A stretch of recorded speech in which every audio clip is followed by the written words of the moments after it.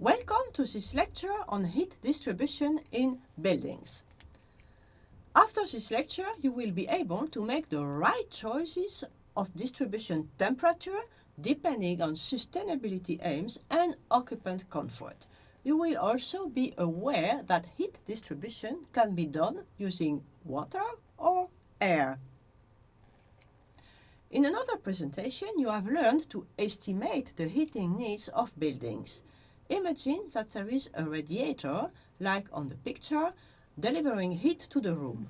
In the radiator, warm water, produced for instance by a boiler, is circulating. It enters the radiator at the supply temperature of 70 degrees Celsius, gives its heat to the room and leaves back to the boiler at 50 degrees Celsius. The radiator has a certain surface area calculated in such a way that enough heat is given to the room. In the second case, typical for old boilers in which the supply temperature is 90 degrees or even higher, like can be the case in very old district heating systems, the radiator will be smaller. The small size is compensated by the higher temperature difference between the radiator and the room. And in the last example, the radiator temperature is only 30 degrees. The radiator is in fact a floor heating system.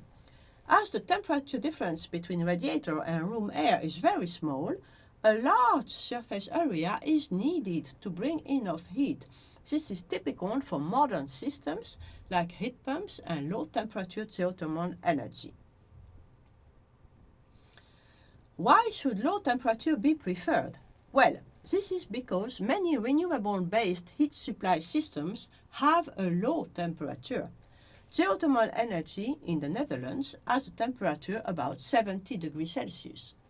Most heat pumps cannot deliver heat above 50 degrees without losing a lot of efficiency. Solar collectors achieve only a limited temperature of 50 to 60 degrees. Storage of heat in the ground, like an aquifer thermal energy storage, is at very low temperature, around 20 degrees Celsius. Having said this, there is still a major reason why we often cannot switch to low temperature space heating.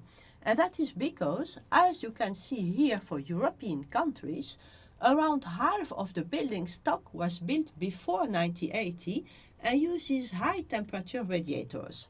Replacing these high temperature radiators by larger, low temperature ones or by floor heating is expensive and for many people not affordable.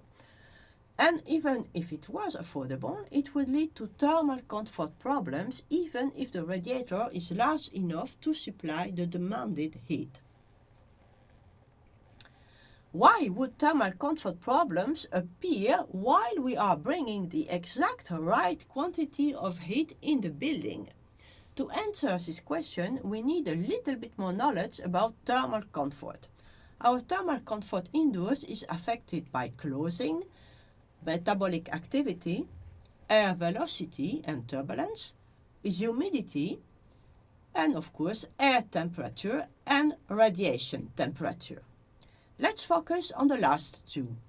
Most people would say that it is much cooler in the shadow of a passing cloud than in the sun. But that is not true. The air temperature remains quite identical. But in the sun, your body is also absorbing the radiation from the sun.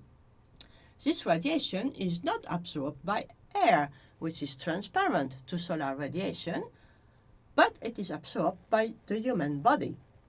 On the same way that the human body can feel solar radiation, it can feel infrared radiation from every surface having a temperature different from the skin temperature. So, if the wall has the same temperature as the indoor air, people will feel this indoor air temperature. But if the wall has a higher temperature, people will feel a higher equivalent temperature. And if the wall has a lower temperature, people will feel colder. In order to get a better insight in what happens, it is most convenient to work with an average surface temperature of all walls, floor, ceiling. The average surface temperature of a room is called the mean radiant temperature, MRT. This figure shows the comfort relationship between the mean radiant temperature and the air temperature. On the x-axis, the air temperature, on the y-axis, the MRT. This diagram shows that low air temperatures can be compensated by a high mean radiant temperature. For instance, if the MRT is 20 degrees, an air temperature of 19.5 is enough to ensure comfort. But if the MRT drops to 17 degrees, the air temperature must be raised to 22 degrees Celsius. Surface temperatures of walls and windows depend strongly on the insulation. In a well-insulated building, the surface temperature during the cold season are higher than in a poorly insulated buildings. This of course results in less transmission losses and therefore less heating energy. But furthermore, because the MRT is high, the air temperature can be lowered, decreasing even more the transmission losses and the heating energy. This diagram also explains why in cold countries radiators are generally placed under the window. This is because the hot radiator not only brings the needed heat, but is also used to compensate for the cold surface temperature of outer walls and windows, increasing this way the MRT towards a comfortable level. In poorly insulated buildings, a radiator temperature above 70 degrees is needed in general. If the temperature of the radiator is lower, this will result in discomfort because the mean radiant temperature is too low. So, when using low temperature heating, a minimum degree of insulation of the facade and the windows is needed. One way of transporting heat in a building is to use a network of pipes bringing the hot water and its energy from the central heat conversion system to each room. In standardized terms, the heat conversion system is called the generator. The generator may be a boiler or a heat pump or a district heating heat exchanger. There is a supply pipe in red bringing warm water to the radiators and a return pipe in purple bringing the cooler water back to the generator to be heated again.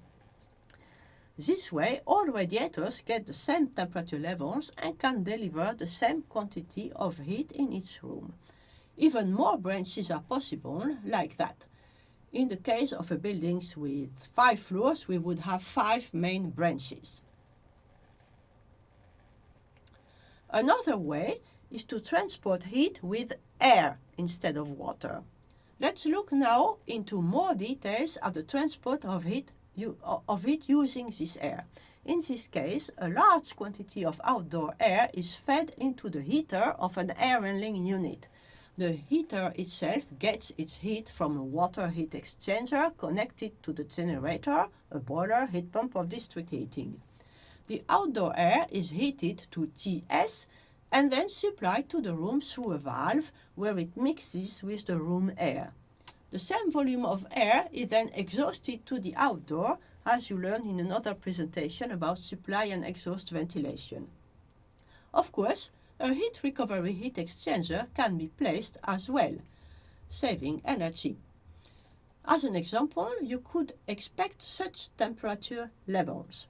With an outdoor temperature of 5 degrees and an indoor temperature of 20 degrees, TS could be around 22 degrees, compensating this way for all transmission and infiltration and ventilation losses. In summary, you know now that we strive to low temperature heating to be able to make full use of renewables. You also know that in poorly insulated buildings, low temperature heating can cause discomfort even though the calculated heating powers are correct. This comes from radiation from cold surfaces. You are aware of the different temperature levels at which heat can be supplied, 70-90 degrees for high temperature, 50-70 for mid temperature, and below 50 for low temperature.